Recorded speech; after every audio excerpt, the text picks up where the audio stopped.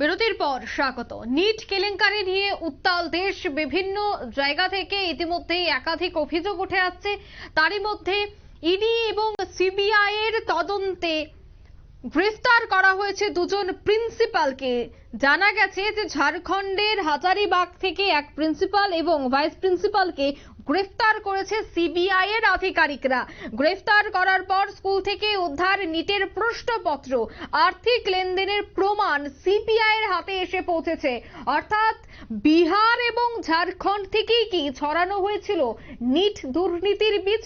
যে তথ্য ইতিমধ্যেই সিবিআই এর হাতে এসে পৌঁছেছে, সেই তথ্য অনুযায়ী কিন্তু এবার বলাই হচ্ছে বা ধারণা করা হচ্ছে বিহার এবং ঝাড়খণ্ডেই মূল বীজ ছড়ানো হয়েছিল। সে বিষয়ে বিস্তারিত জানবো। টেলিফোন লাইনে রয়েছে নিউজ ভ্যানগার্ড প্রতিনিধি সুমন্ত ব্যানার্জি। সুমন্ত, কি জানতে পারছো?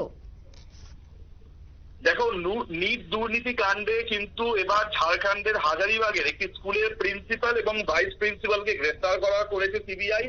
এর আগে আমরা জানি যে পাটনা থেকে তারা দুজনকে গ্রেফতার করেছিল। এটা কিন্তু তাদের দ্বিতীয় গ্রেফতার এই নিট দুর্নীতি কাণ্ডে এবং প্রশ্নবাস কাণ্ডে। এবং ওয়েসিস নামে একটি স্কুল রয়েছে, সেই স্কুলের ভিতর থেকেই নিটের প্রশ্নপত্র উদ্ধার করেছে তারা। স্কুলের প্রিন্সিপাল রয়েছেন এহসানুল হক এবং যিনি আবার নিট পরীক্ষার হাজারিবাগ শাখার সিটি কোঅর্ডিনেটর, এবং ভাইস প্রিন্সিপাল ইমতিয়াজ আলম, তিনি কিন্তু ছিলেন এনটিএ অবজারভার। দুজনেই জেরায় স্বীকার করেছেন যে প্রশ্নপত্রের যে বাক্স ছিল তার নিয়ম অনুযায়ী খোলা হয়নি। স্কুল প্রিন্সিপাল এহসানুলের হেফাজতেই এই বাক্সগুলো ছিল। এবং এর পাশাপাশি তোমাকে জানিয়ে রাখবো যে এই প্রশ্নভাস কাণ্ডে আরো 5 জনকে জিজ্ঞাসাবাদ করছেন সিবিআই আধিকারিকরা, যদিও তাদের পরিচয় এখনো পর্যন্ত আমরা জানতে পারিনি। অর্থাৎ যেভাবে ঝাড়খণ্ড বিহার থেকে গ্রেফতার চলছে, তাতে কিন্তু তুমি যে কথাটা একটু আগে বলছিলে যে তাহলে কি ঝাড়খণ্ড বিহার থেকেই এর বীজ বোনা হয়েছিল, আপাতত কিন্তু সেই রকমই সন্দেহ করছেন তদন্তকারীরা। যার কারণে ওই জায়গা থেকেই আমরা দেখছি প্রথমে পাটনা থেকে দুজনকে গ্রেফতার করা হলো, তারপরে ঝাড়খণ্ড থেকে গ্রেফতার করা হলো, এবং উল্লেখযোগ্যভাবে এবার কিন্তু একেবারে স্কুলের ভিতরেই কিন্তু ছিল প্রশ্নপত্র।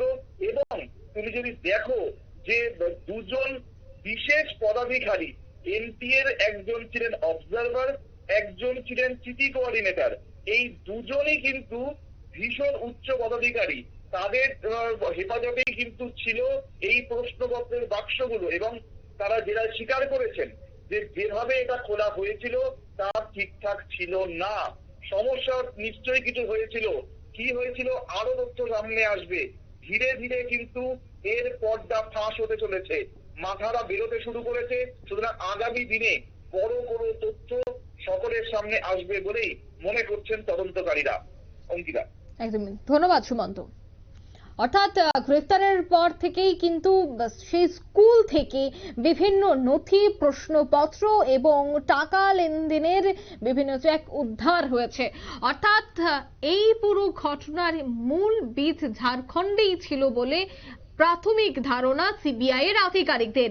এখনো অভিযান চলছে, এখনো তদন্ত চলছে। যে দুজনকে গ্রেফতার করা হয়েছে তাদেরকে জিজ্ঞাসাবাদের পর কারা তাদের সাথে যুক্ত রয়েছিল সে বিষয় নিয়েও কিন্তু আগামী দিনে একাধিক তথ্য, একাধিক বিষয় তুলে ধরবে সিবিআই এর আধিকারিকরা।